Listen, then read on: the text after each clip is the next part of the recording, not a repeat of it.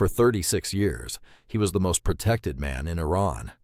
Armored doors, autonomous air, a bunker sunk deeper into the earth than a 10-story building stands above it. He had spent decades engineering a single outcome, his own survival. On the morning of February 28, 2026, that man sat inside his compound in central Tehran, surrounded by his generals, his ministers, his family. He believed he was untouchable.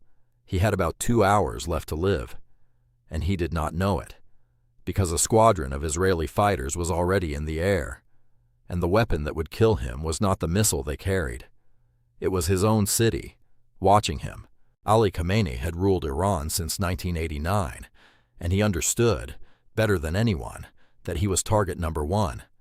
So beneath his compound on Pasteur Street, the Revolutionary Guard had carved out a refuge, a bunker 35 meters down, blast-proof, with its own life support and a web of escape tunnels running under the capital. After the war of June 2025, when Israeli strikes killed his commanders and his scientists, Khamenei almost vanished. He stopped appearing in public. He lived mostly underground. The concrete was flawless, and that in the end was the problem for the people trying to reach him. You cannot bomb a man who lives inside a mountain. No missile breaches 35 meters of reinforced rock. No commando team fights its way down a guarded elevator shaft. There was only one way to kill Ali Khamenei. You had to wait for the rare moment he came up to the surface. You had to know his schedule, his habits, the shift changes of his guards, the exact minute the most powerful people in Iran would all be standing in the same room. You didn't need to break into the bunker. You needed to break into his life. Tehran had built itself into a city of eyes, cameras at every major intersection, a surveillance grid designed to control a restless population, to see who marched, who gathered, who protested. The regime trusted that eye completely, and for years, without anyone noticing, that eye had been quietly turned around. Israel had penetrated almost the entire Tehran traffic camera network. The footage was encrypted and streamed out of the country, to servers in Tel Aviv and southern Israel. One camera, by pure luck of its angle, looked straight at the spot where the Supreme Leader's bodyguards parked their cars. From that, they built files on the guards themselves, their home addresses, their schedules, exactly who each man was assigned to protect.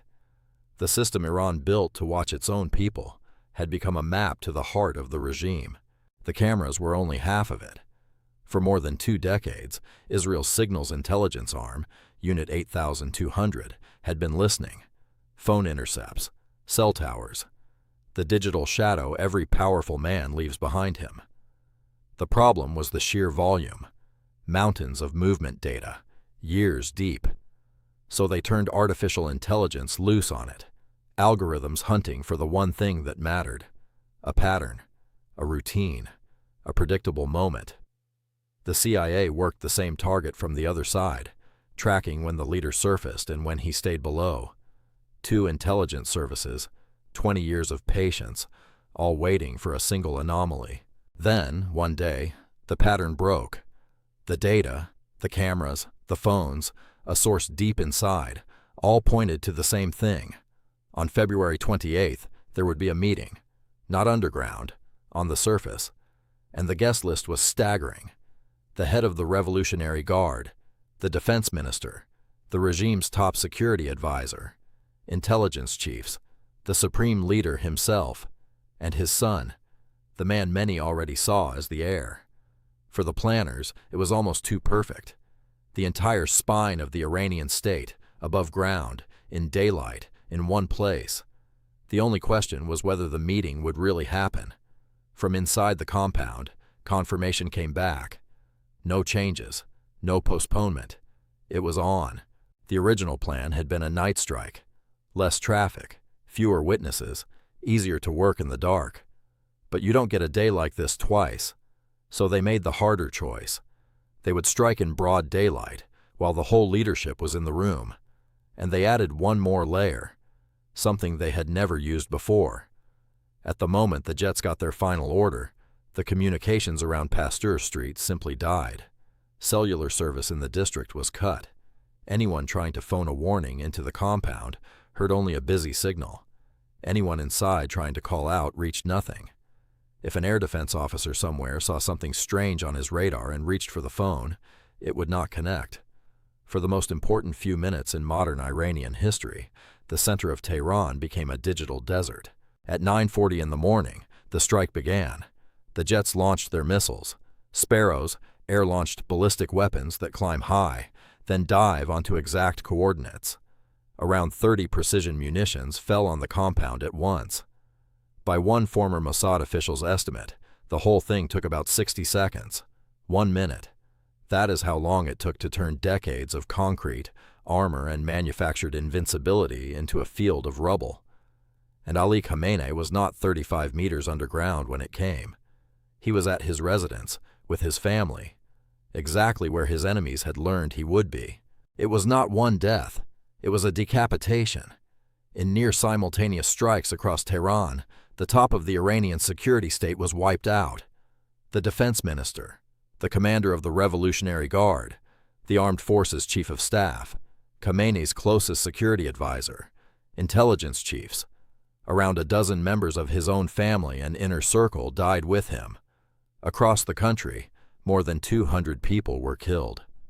On March 1st, Iran's government confirmed what the world already suspected. The man who had ruled for 36 years was gone. 40 days of mourning were declared. A regime that had promised its people the center would always hold had just watched the center vanish in a minute. One man at the top survived, Khamenei's son, Mojtaba, wounded but alive. Within days, the Assembly of Experts named him the new supreme leader. He cleared the vote in a single round.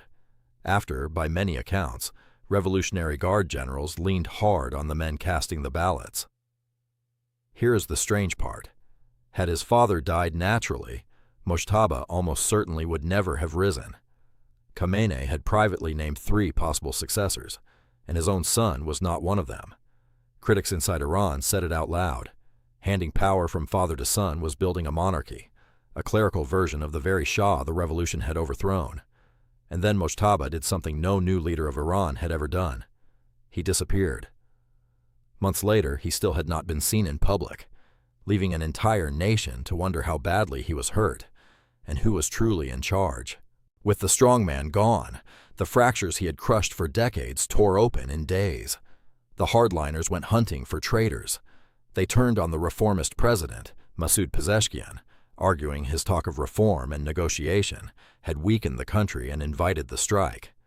It was a convenient story. It let the military avoid the only question that mattered. Why didn't we see it coming? When Pezeshkian promised not to attack Iran's Gulf neighbors, a hardline cleric called his stance weak and unacceptable. At the funeral, crowds chanted death to the compromiser. The word traitor became a weapon, and it was pointed inward. Strip away the missiles and the fighter jets, and here is what actually killed the supreme leader of Iran. Not firepower, information. 20 years of patience. An entire city's surveillance grid, quietly turned against the man who built it. A single Saturday, when the most protected person in the country finally came upstairs. It is the beheading strike Russia dreamed of in Kiev in 2022 and never landed, carried out cleanly in Tehran. And it leaves a warning that echoes far beyond Iran. A regime that rules through concrete and fear believes those things make it strong. But in a world where an enemy can own your cameras, your phones, and your data, the fortress is an illusion. Khamenei died in the safest room he ever built, watched, to the very end, by his own city's eyes.